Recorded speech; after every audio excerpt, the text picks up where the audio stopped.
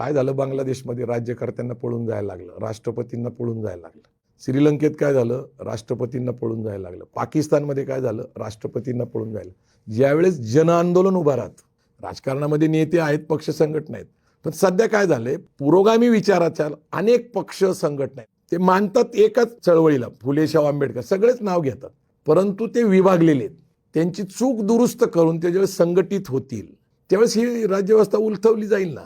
म्हणजे तुम्ही लक्षात घ्या की पाशवी बहुमत 2 वेळा होतं मोदींना, पण आता केंद्रात तसं नाही राहिलेलं.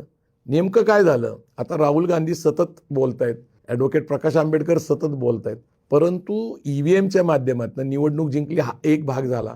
70 लाख मतं जी 5 नंतर त्याचं काहीच फुटेज दाखवत नाही, पुरावे दाखवत नाही, म्हणजे ही निवडणूक चोरली असं 2 नेते म्हणतायत.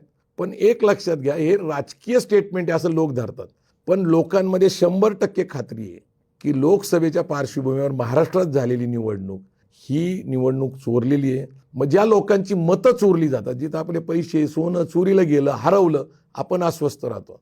तुमचं एक मतदानाचा अधिकार आहे.